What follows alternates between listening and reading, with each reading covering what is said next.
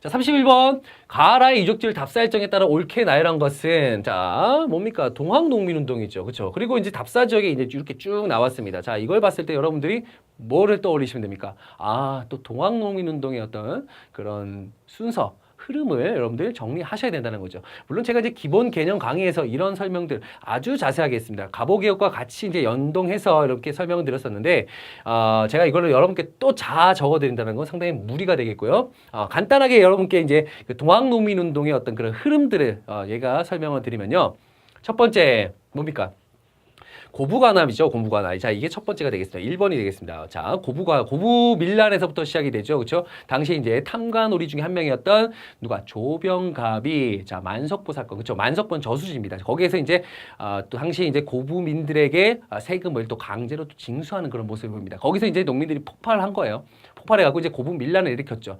근데 그 고부밀란을 일으켰는데 물론 이제 이 당시 탐관오리였던 조병갑의 잘못이었음에도 불구하고 당시 이걸 조사하러 왔었던 안핵사 이용태가 오히려 이제 농민들에게 그 죄를 뒤집어 씌우는 어떤 그런 모습으로 전개가 됩니다. 여기에 이제 누가 그 전봉준을 필두로 하는 동학농민군들이 드디어 뭉치기 시작합니다. 백산에 집결해서요 4대 강령을 외치고 어디에서 황토현 황룡성 전투에서 이제 정부군과 맞서 싸웁니다. 승리를 거두고요. 어디까지 가냐? 바로 서울로 가는 길목이었던 전주성까지 함락을 시켜버립니다. 자, 이렇게 당황스러웠던 정부는요 누구를 불러들이냐? 앞에서 이모군란 때라든가 갑신정변 때 했던 것처럼 청나라에게 도움을 요청합니다. SOS를 치는 거죠. 청나라 왔습니다. 그러자 일본군도 같이 들어옵니다. 왜?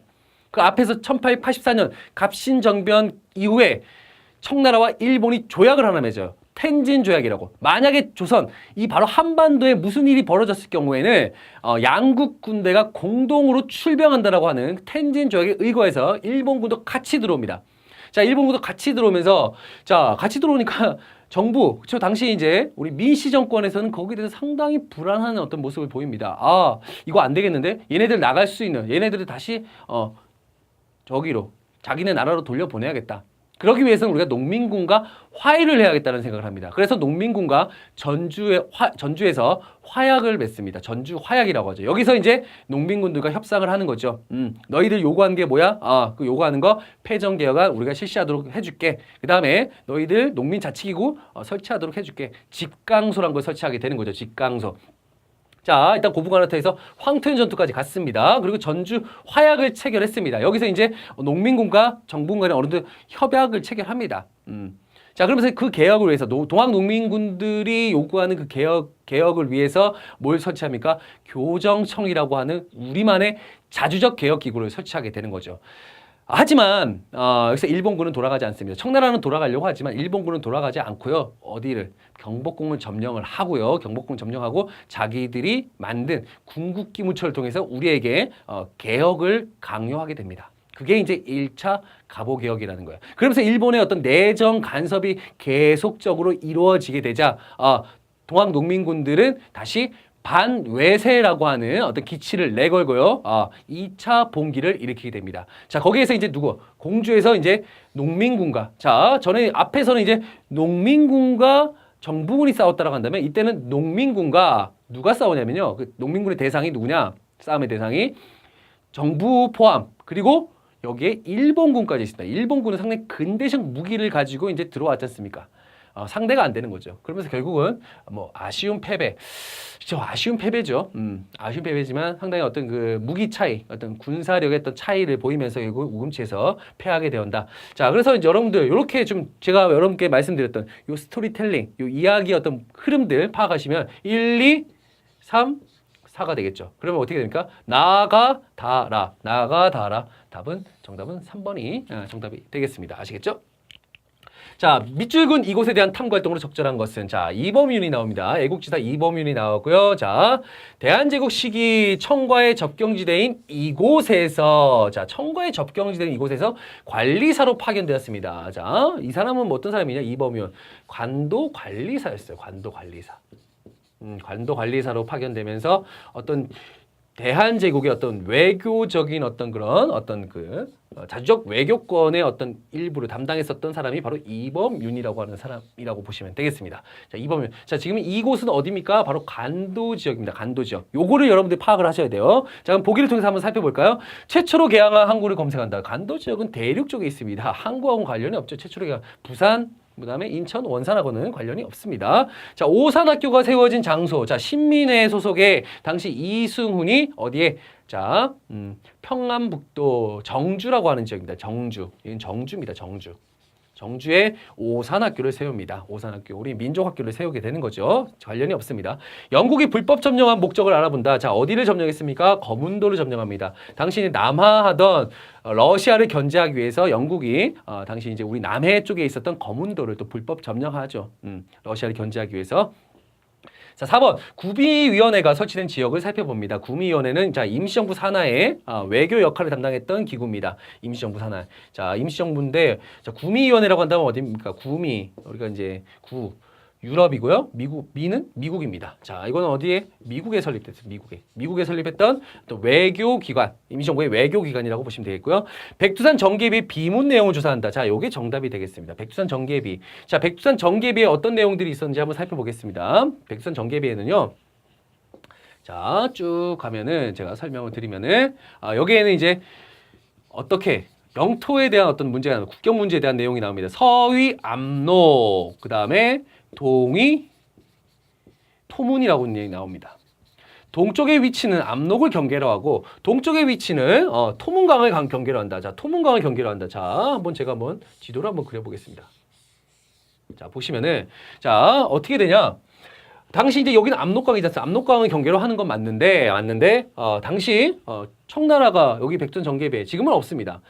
자, 19세기 요때까지만 조선시대 후기까지는 문제가 없었는데 이게 19세기 와서 문제가 되는 거예요. 이제 영토 분쟁이 이제 요때부터 발생하게 되는데 청나라가 주장했던 건 뭡니까? 자, 토문강이라고 하는 거는 우리가 봤을 때 이게 두만강이다. 두만강 여기 있지 않습니까? 두만강이다. 우리의 입장에서는 토문강을 여기 송화강의 지류였던 강이 바로 이 토문강이다라는 거예요. 토문강. 우리의 주장은 여기고요. 그 다음에 청나라의 주장은 여기였던 거죠. 그럼 우리의 주장에 의하면 여기 바로 이 간도 지역, 이쪽 간도 지역이 바로 우리 땅이 되는 건데 청나라는 그렇지 않다라고 주장했던 겁니다. 그런데 이게 언제? 1909년도 간도 협약이라는 걸 맺어요. 간도 협약. 여기 간도 협약은요.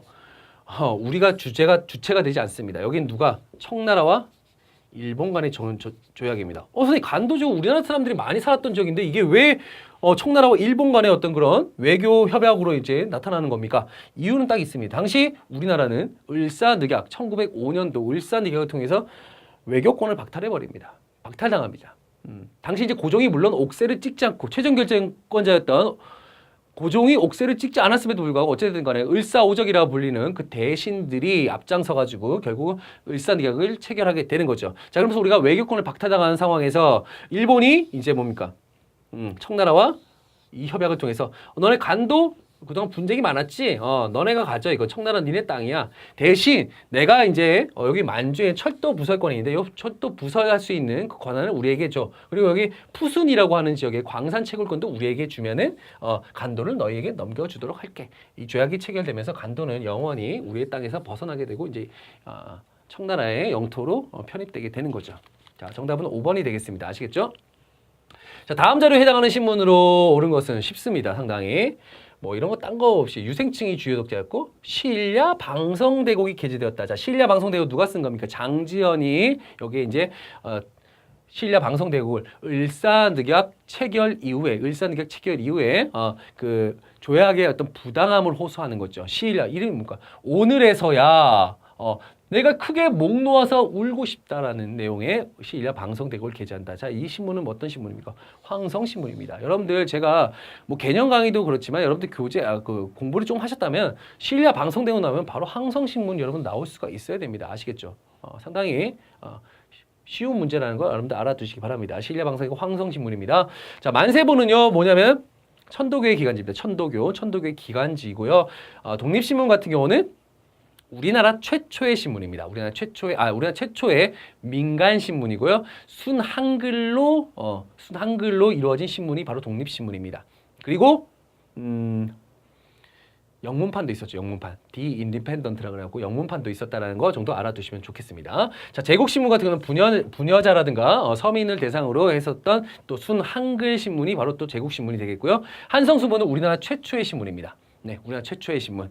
최초의 신문인데 관보적 성격. 정부에서 이제 얘기하고 싶은 내용들을 이 한성순보에 실었다 보시면 되겠습니다. 근데 한성순보 같은 경우도 이제 갑오개혁 이후에 방문국, 한성순보를 발행하던 방문국이 없어지면서 한성순보도 자연스럽게 없어지다가 이후에 다시 방문국이 만들어지고 한성순보가 아닌 한성주보라는 이름으로 또 이게 간행이 됩니다. 이것마저도 이제 한참 후에 한 1888년도에 이제 방문국이 완전히 폐쇄가 되면서 없어지게 되죠. 네, 그 내용들을 한번 또 살펴보시면 되겠습니다. 자, 일제강점기 또 역시 언론 활동에 대한 모습들도 여러분들 꼭 살펴보셔야 됩니다. 일제강점기 때도 그렇고 일제강점기 이후에 어떤 그런 또 언론 활동의 모습들 꼭 살펴보시기를 제가 부탁드리겠습니다. 자, 가인물에 대한 활동으로 오른 것은 자, 우당 기념관 특별기획전 나옵니다. 시민의 일원으로 나왔습니다. 자, 그리고 선생이 남만주의 참원보에서 결성한 경학사의 설립 취지문이 전시되어 있습니다. 라고 나왔습니다. 신민의 일원입니다. 신민회와 관련된 것 좀 여러분들 골라내시면 되겠습니다. 자, 어렵지 않습니다. 자, 여러분들 한번 보시면요. 한국 통사를 저술하였다 나왔습니다. 한국 통사. 자, 34번이죠. 34번. 자, 한국 통사를 저술하였다. 이건 누굽니까? 박은식 선생입니다. 박은식 선생. 아시겠죠? 박은식 선생이고요. 조선 형평사를 조직하였다. 조선 형평사를 조직하였다. 누굽니까? 이건 백정들에 의해서 이루어졌던 조선 백정들의 신분차별 운동입니다. 백정들의 신분차별 운동이었던 조선 형평운동이 되겠죠. 형평운동. 형평운동. 자, 그래서 이제 진주에 조선 형평사를 조직하기도 했었습니다. 조선 의용대를 조직한 거는 누굽니까? 김원봉입니다. 김원봉. 민족혁명당을 통해서 이제 그 산하에 조선 의용대를 만들고 나중에 조선 의용대가 일부는 화북지방으로 또 일부는 어디에 한국 광복군에 또 합류하게 되죠. 자, 신흥 강습소를 설립하였다. 요게 이제 정답이 되겠습니다. 요게 정답이 되겠고요. 자, 파리 강화회의에 파견됐다. 이거는 이제 김규식이 되겠습니다. 김규식. 네, 김규식. 이렇게 여러분들 살펴보시면 되겠습니다. 자, 신민과 관련된 거 이렇게 살펴보시면 되겠습니다. 34번 쉽습니다. 자, 그러면 35번 문제 한번 보도록 하겠습니다. 자, 가에 들어갈 운동에 대한 설명으로 옳은 것은 1920년대 실력 양성 운동의 전개라고 나왔습니다. 자, 실력 양성 운동. 우리 많은 종류 실력 양성 운동들이 있었죠. 1920년대 일제가 무단 통치에서 문화 통치로 전환하는 과정에서 우리 어떤 민족 운동들을 어느 정도 허용하는 그런 모습들을 보입니다. 자, 거기에서 이제 물산 장려 운동이라던가 아니면은 밀립대학 설립 운동이라든가 문맹 퇴치 운동 같은 또 실력 양성 운동들이 이렇게 쭉 전개가 됩니다. 20년대를 중심으로 해서 자, 토상품 애용이 있고요. 그다음에 1920년 평양에서 시작되었다고 그 주도 인물은 조만식 그리고 한계점이라고 한다면 자본가와 상인의 이익만을 추구한다는 비판을 받기도 했었습니다. 사회주의자들로부터. 자, 이러한 운동, 무슨 운동? 자, 물산 장려 운동입니다. 자, 실력 양성 운동 같은 경우 여러분 꼭 정리하시기 바랍니다. 실력 양성 운동 꼭 정리하시기 바랍니다. 자, 물산 장려 운동, 국산품 애용 운동입니다. 자, 요 물산 장려 운동과 관련된 것을 보기 위해서 한번 골라보겠습니다. 대한매일신보의 후원을 받았다. 자, 이건 뭘까요? 네, 이건 국채보상 운동입니다. 1907년도에 있었던 국채보상 운동이 되겠습니다. 아직도 많은 수험생분들이 물산 장려 운동하고 국채보상 운동하고 아직 헷갈려 하세요. 헷갈려 하시는데 헷갈릴 필요가 없습니다. 이건 국산품 애용 운동이고요. 국채보상 운동은 뭡니까? 1907년도 당시에 우리가 이제 일본으로부터 차관을 많이 도입합니다. 일본은 당시에 이제 근대화의 어떤 문물들, 근대 시설들을 만들어주겠다는 그런 어떤 내용으로 해서 우리에게 차관을 가꾸만 강요하게 됩니다. 그러면서 우리를 계속적으로 경제적으로 예속화시켜버리는 거죠. 자기들이 이제 한반도를 차지하려고 하는 의도를 그때부터 조금씩 보이는 겁니다. 차지하기 전에 경제적으로 일단 예속을 시키기 위한 작업들이었는데, 자, 그런 거에 있어서 이제 당시 우리가 이제 일본에게 1,300만 원 가까이 되는 어떤 그 빚을 지고 있었습니다. 그때 이제 이런 대한매일신보와 같은 언론사들을 중심으로 해서 모금 운동을 펼쳐나가는 거죠. 그러면서 이제 거의 600만 원 가까이 모였습니다. 우리 서민들이 중심이 돼서 금연, 그다음에 금주, 그다음에 부녀자들은 뭐 가락지, 비녀 이런 것들을 바치는 거죠. 우리의 어떤 최근에 금모으기 운동하고 상당히 또 유사한 부분들이 있습니다. 자, 그럼 국채무상 운동 바로 대한매일 신보의 어떤 후원이 있었다라는 거죠. 그다음에 두 번째 2번 조선물산 장려회 주도로 전개되었다. 그렇죠? 조만식이 당시 평양에서 조선물산 장려회를 조직하게 됩니다. 이걸 중심으로 해서 전개되었다. 매우 쉽습니다. 예. 3번 신관회의 지원으로 민중대회가 추진되었다. 신관회의 지원으로 민중대회가 추진되었습니다. 자, 이건 뭐 때문에? 네, 당시 광주 학생 항일운동, 그렇죠? 광주 학생, 광주에서 식민지 교육 차별 철폐를 중심으로 해서 광주에서 학생들이 들고 일어났습니다. 이때 이제 신관회가 진상조사단을 파견하고요. 이를 알리기 위해서 민중대회도 개최하기도 했었습니다. 이거 반드시 알아두시기 바랍니다. 요 3번 같은 경우는 오답이지만 상당히 중요하다. 이렇게 보시면 되겠고요. 일제 황무지 개강권 요구 철회를 주장했다. 이건 보완회와 관련됩니다. 보완회. 보완회, 애국개몽단체였던 보완회와 관련됐다. 한민족 1천만이 한 사람의 일원씩을 구호로 내세웠다. 이거는 밀립대학 설립운동입니다. 밀립대. 이것도 또 다른 실력 양성운동이 되겠죠. 1920년대 추진인데 밀립대학 설립운동. 자, 이렇게 보시면 되겠습니다. 자, 그러면 정답은 2번이 되겠습니다. 아시겠죠? 자, 36번 보겠습니다. 자, 이상설, 이중과 함께 만국평화회. 자, 뭐 이미 벌써 정답이 보이네요. 예. 네덜란드 헤이그에 도착한 지 여러 날이 지났다. 일본의 방해 주체의 거부로 만국평화 회의장에 들어가지 못하여 폐하를 면목이 없다. 반드시 세계 각국 사람들에게 일본의 침략상을 널리 알리고 규탄하겠다. 자, 이때 파견된 거 헤이그 특사입니다. 헤이그 특사. 자, 헤이그 특사가 파견된 이유가 뭐죠? 당시 이제 고종이 을사늑약을 체결할 당시에 최종 결정권이 있었습니까? 옥새를 찍지 않았음에도 불구하고 결국 을사늑약이 통과가 됩니다. 조약이 체결이 되는 거죠. 자, 거기에 대한 부당함을 알리기 위해서 자, 이상설, 이준, 그다음에 누가 쓸까? 이위종입니다. 이위종. 요 세 사람이 헤이그 특사로 파견됩니다. 그러면서 이제 만국평화회의 세계 정상들이 이제 네덜란드 헤이그에 모인 거예요. 여기서 이제 뭡니까? 우리 그 을사늑약의 부당함을 알리려고 했는데 일본 방해하고 주체국의 거부로 들어가지도 못합니다. 회의장으로 들어가지도 못했다. 자, 결국은 헤이그 특사 파견을 빌미로 해가지고 일본이 너희들 을사늑약 때 분명히 외교권이 박탈당했음에도 불구하고 왜 거기다가 외교 사절을 파견하는 거야 하면서 고종의 어떤 그런 죄를 물어서 뭐 죄라고 하기도 뭐하죠. 당연히 할 수밖에 없는 그런 입장이었었는데 결국은 고종을 이때 강제 퇴위시켜버립니다. 자, 강제 퇴위시켜버린다. 결과 이걸 쓰면 됩니다. 어떤가요? 정답은 4번이 되겠죠. 네, 정답은 4번입니다. 자, 1번부터 보겠습니다. 삼국 간섭이 일어났다. 삼국 간섭이 일어난 건요. 자, 일본이 이제 청일전쟁 이후에 시모노세키 조약을 통해서 요동반도를 차지하게 됩니다. 이때 이제 여기에 대해서 이제 반발했었던 러시아가 프랑스와 독일을 끌어들여갖고 러푸독 삼국 간섭을 통해서 일본의 어떤 요동반도를 다시 반환하게 만들었었던 사건이 되겠죠. 자, 그다음에 아간파천 같은 경우는 이제 을미사변 이후에 우리 국모였던 명성황후가 결국은 일본의 어떤 낭인들에게 결국은 죽음을 맞이하게 됩니다. 자, 이후에 이제 고종은 이제 혼자서 이제 궁에 머무르는 게 상당히 무서웠던 거죠. 결국 어디입니까? 예. 러시아 공사관으로 처소를 옮기게 됩니다. 그게 바로 아간파천이 되겠습니다.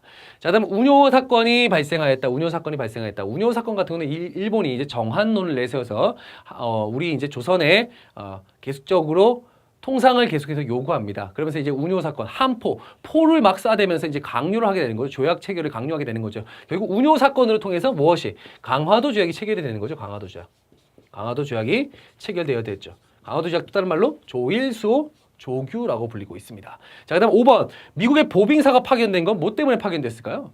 조미수호 통상조약의 결과 우리가 이제 거기에 대한 답례로서 이제 조종이 여기 이제 6.1준을 필두로 해서 그렇게 해서 미국의 보빙 사절단을 또 파견하는 모습을 보였습니다. 자, 36번의 정답은요. 예, 4번이 되겠습니다. 다음 인물 카드에 가에 들어갈 인물로 옳은 것은 이라고 나왔습니다. 자, 서울 출생 뭐 이런 것들은 필요가 없습니다. 천도교 소년회 어린이날 제정, 잡지 어린이 발간. 자, 요게 핵심 키워드가 되겠습니다. 자, 천도교 소년의 어린이날 제정, 잡지 어린이. 자, 이때 어린이라는 칭호가 처음으로 쓰여지게 되는 거죠. 자, 어린이날 제정 누굽니까? 소파 방정환 선생입니다. 방정환 선생. 자, 소파 방정환 선생. 여러분들 어린이날을 여러분들이 기억을 하신다면은 어린이날 누가 제정했는지 이 정도는 여러분들 아실 수 있을 거라 생각합니다. 정답은 2번이 되겠습니다. 자, 그 다음에 1번 시문, 그 다음에 윤동주, 이육사 같은 경우는 대표적인 저항 시인들이죠. 1920년대에서 1930년대 활동했던 대표적인 저항 시인이라고 한다면 시문 같은 경우는 상록수, 뭐 그날이 오면 대표적 작품이 있고요. 그 다음에 윤동주 시인 같은 경우는 별이 빛나는 밤에, 그 다음에 뭐죠? 서시 이런 것들이 대표적인 작품이고요. 이육사 같은 경우는 광야 같은 대표적인 작품이 있습니다. 주시경 선생님은 국어학자입니다. 국어학자로서 이제 국문연구소를 설립하고 어떤 국어의 어떤 이해체계 확립하는 데 상당히 앞장섰던 분이 바로 주시경 선생입니다. 자, 이렇게 37번의 정답은 2번이 되겠습니다. 38번 가에 들어갈 기구로 옳은 것은 자 개화정책입니다. 개화정책이고요. 자 개화정책의 그 일환으로서 무엇을 설치했냐? 자 여기 무엇이냐? 여기 뭘까요? 여러분 잘 아실 거예요. 공부했으면 통리기무아문입니다. 통리기무아문. 이게 이제 통리기무아문이 대표적인 개화기구라고 보시면 되겠습니다. 자, 개화정책 총괄했다. 실무로서 12사를 밑에 두었었다. 정도 보시면 되고요. 자, 통리기무아문 같은 경우는 개화정책 기구였는데 여기에는 이제 많은 정책들이 이제 이루어집니다. 그 중에서 가장 핵심적으로 이루었던 어떤 대표적인 정책이라고 한다면 사절단 파견, 외교적인 면에서는 사절단 파견에서 우리가 배워야 한다, 배우자라는 쪽이었고, 그 다음에 군사제도 개혁이 가장 핵심적인 두 가지의 어떤 그런 개혁의 어떤 개화의 모습이었다. 뭐 청나라에는 영선사, 일본에는 조사시 재단들을 파견하고요. 군제개혁으로서 별기군, 신식군대를 또 창설하고 당시 90군대였던 5군영을 2영으로 축소하는 어떤 그런 모습들을 보이고 있습니다. 자, 여기에 기구 뭡니까? 통리기무아문이 되겠습니다. 통리기무아문 정답은 5번이 되겠고요. 자, 그다음 뭐가 있습니까? 여러분들 한번 살펴볼까요? 교정청 같은 경우 아까 말씀드렸었죠. 교정청. 우리가 이제 전주화약을 체결한 동학농민운동 와중에 결국 전주화약을 농민군과 체결을 하고 그다음에 폐정개혁안, 농민들이 요구했던 폐정개혁안을 어떻게든 실시하기 위해서 우리 조선 정부에서 당시 자주적으로 뭔가 이를 개혁을 하고자 했던 자주적 개혁기구가 바로 교정청입니다. 자, 집강서는 아시죠? 아까 농민자치기구였다. 역시 전주화약 이후에 전국의 전라도 쪽을 중심으로 해서 농민자치기구였던 집강서를 또 설치했었다는 거 보시면 되겠고요. 삼정이정청 같은 경우에는 뭡니까? 세도 정치기 때 삼정의 문란으로 인해서 결국 이 삼정의 문란을 어떻게든 개혁하고자 삼정 이정청을 설치했지만 그리고 암행어사도 파견했지만 미봉책에 불과했다. 실패한 어떤 그 정책 중에 하나였죠. 삼정 이정청. 자, 다음에 군국기무처는 이제 1차 가보개혁 때 이제 요때 이제 일본의 강국기무처를 통해서 우리 당시 김홍집 내각을 앞세워서 이제 가보개혁을 실시하게 되었죠. 군국기무처. 가보개혁과 관련이 있다고 보시면 되겠습니다. 정답은 5번이 되겠습니다. 아시겠죠? 예. 다음 가상 회고록의 상황이 나타난 시기를 연표해서 옳게 고른 것은 자, 키워드 찾아봐야 됩니다. 여러분들 이렇게 긴 문장 나오면은 긴장부터 하세요. 근데요. 여러분들 어렵지 않아요. 왜냐? 키워드 역시 찾아내시면 됩니다. 뭐가 있습니까? 징용장. 그리고 뭡니까? 탄광으로 끌려가 하루 12시간씩 정말로 열심히 너무 끔찍하게 일을 했었구나. 식사라고 받은 것은 비료로 쓰했던 콩비지나 깻묵으로 사람이 먹을 수 있는 음식이 아니었다. 이런 내용입니다. 징용장. 이게 이제 역시 중요한 키워드가 되겠죠. 징용장. 자, 우리 징용이란 건 강제로 이제 가서 강제로 끌려가서 이제 노동에 이제 임하는 걸 우리가 징용이라고 합니다. 우리가 이제 군대도 그렇죠. 우리나라 군대는 이제 뭡니까? 징병제지 않습니까? 내 의사와 상관없이, 그렇죠? 예, 내 의사. 난 가고 싶지 않은데 안 가면 안 되지 않습니까? 가야 되는 거죠. 우리는 이제 아직까지 남북이 대치된 상황이기 때문에 징병제가 있지만 뭐 미국 같은 경우는 하면 다른 나라 같은 경우는 이제 모병제죠. 이제 뭐 모집을 하는 거예요. 근데 우리는 징병제입니다. 자, 징병제 강제로 이제 끌려가는 거죠. 강제로. 자, 요건 언제냐? 우리가 이제 1930년대 이후의 어떤 모습입니다. 30년대 이후에 이제 일본이 전쟁을 준비하면서 우리에게 이제 민족 말살 통치를 쓰죠. 민족 말살 통치라는 통치 방식을 드디어 우리에게 씁니다. 적용합니다. 자, 민족 말살이라는 건 우리 민족을 다 죽인다라는 게 아니고 민족성을 말살한다라는 거죠. 그렇죠? 민족성. 자, 그게 이제 좀 더 이제 징용과 그다음에 징병과 그다음에 뭐 각종 우리가 여러분들 알고 계시는 뭐 위안부라든가 뭐 이런 것들이 이제 본격적으로 이제 자행된 그런 시기가 언제였냐? 바로 중일전쟁입니다. 우리가 1930년대 이후는 민족 말살 통치라고 얘기를 하고 있습니다. 하지만 이게 좀 더 본격화되는 시기. 1930년대 초에는요, 30년대 초는요, 사실상 물론 민족 말살 통치라고 하지만 전쟁을 준비하는 단계라고 보시면 되겠습니다. 전쟁을 준비하는 단계. 그러니까 식민 통치를 좀 더 강화하는 단계라고 한다면 우리가 이제 우리 사람들을 끌고 가서 이제 전쟁터로 내몰거나 아니면 힘든 노동터에 가서 강제로 이 노동을 시키거나 이런 모습들이 나타나는 건 바로 중일전쟁. 전쟁이 본격화되는 바로 이 중일전쟁 이후의 모습이라고 여러분들 생각해 두시기 바랍니다. 그래서 정답은요, 바로 5번이 되겠습니다. 마가 되겠습니다. 마. 아시겠죠? 예. 자, 40번 다음 민족운동에 대한 설명으로 옳은 것은 자 보겠습니다. 도나무리 홍릉까지 수많은 인파가 길가에 늘어선 가운데 순종의 장례형렬 나오네요. 그 다음에 6월 10일이란 게 나오고요. 독립 만세를 외쳤다. 만세운동을 펼쳤구나. 자, 그 다음에 군중들도 동조했었고 그 다음에 많은 학생들이 검거되었다. 자, 여기서 핵심은 6월 10일이라는 것과 순종의 장례라는 게 가장 핵심이 되겠고 만세도 그렇습니다. 그래서 우리가 이건 무슨 사건입니까? 60 만세 운동입니다. 만세 운동. 1926년도에 있었던 60 만세 운동입니다. 자, 3.1 운동 같은 경우는 여러분들 우리 고종의 장례일, 그러니까 고종의 인산일에 이제 계획을 했다라고 한다면 요거 60 만세 운동은 누구? 바로 순종의 장례일에 계획했던 어떤 운동입니다. 자, 일본 같은 경우는 일제는 이미 3.1 운동이라는 걸 겪었지 않습니까? 이미 어느 정도 거기에 대해서 이미 이런 운동이 벌어질 것 같으면 미리 대비를 했습니다. 순종이 또 그때 장례를 하니까 고종의 장례일 때 이런 일이 있었으니까 순종의 장례일에도 무슨 일이 있을 수 있다. 미리 대비를 했던 거죠. 자, 이 60만세 운동 같은 경우에는요, 학생들이 중심이 됩니다. 학생들이 중심이 돼서 이제 이 계획을 세우게 되는 거죠. 여기에 누가 또 참여하냐면요, 학생 중심에 학생에다가 누가 사회주의자들이 사회주의 계열에서 또 참여를 하게 됩니다. 사회주의에서 또 참여를 하게 된다. 여기에는 이제 민족주의가 민족주의 계열의 사람들이 어느 정도 지원을 또 해주는 모습들도 보이고 있습니다. 하지만 이 사회주의 계열의 어떤 운동은요, 사전에 발각이 됩니다. 발각이 되면서 결국은 없어지게 되고요. 학생들 중심으로 이제 그 운동이 전개가 되지만 이미 3.1 운동에 대한 학습 효과가 이미 있었던 일제 경찰들은 이미 대비를 했고요. 이런 학생들도 권고하는 모습들도 보이고 있습니다. 자, 이 내용을 바탕으로 해서 여러분들 한번 보기를 한번 살펴보도록 하겠습니다. 중국의 5.4 운동에 영향을 끼쳤다. 이건 어떤 운동이에요? 3.1 운동입니다. 대한민국 임시정부에 수립되는 결과를 가져왔다. 이것도 3.1 운동입니다. 자, 3.1 운동 여러분들 꼭 기억해 주시기 바랍니다. 결과입니다. 사회주의 세력과 민족주의 세력이 함께 추진하였다. 자, 요게 바로 정답이 되겠죠. 예. 자, 제가 말씀드렸습니다. 학생들이 물론 있었지만 여기에 사회주의가 참여를 하고 여기에 민족주의 계열에서 지원하는, 그러므로 해서 60만세 운동을 이렇게 표현하고 있습니다. 어떻게 표현하냐? 민족 유일당 운동. 당시에 했던 민족 운동의 흐름은요, 사회주의 계열의 어떤 모습과 그다음 민족주의 계열의 어떤 모습으로 나눠져 있었습니다. 나눠져 있었는데 이때부터 어떤 민족 유일당, 우리가 이제 다른 방향으로 하지 말고 함께 하자라고 하는 어떤 그런 민족 유일당의 어떤 유일당 운동의 계기가 되었다. 이렇게 보시면 돼요. 계기가 되었다. 계기를 모색하는 어떤 그런 자리가 바로 이제 그런 사건이 바로 이제 60만세 운동이라고 보시면 되겠습니다. 자, 일본의 남학생의 한국 여학생 희롱 사건이 발단했다. 이거는 광주 학생 항일 운동이에요. 광주 학생 항일 운동이 되겠습니다. 광주 학생 항일 운동. 자, 그리고요, 일제가 이른바 문화 통치로 실시하는 계기가 됐다. 이것도 역시 뭡니까? 3.1 운동이 되겠습니다. 정답은 3번이 되겠습니다.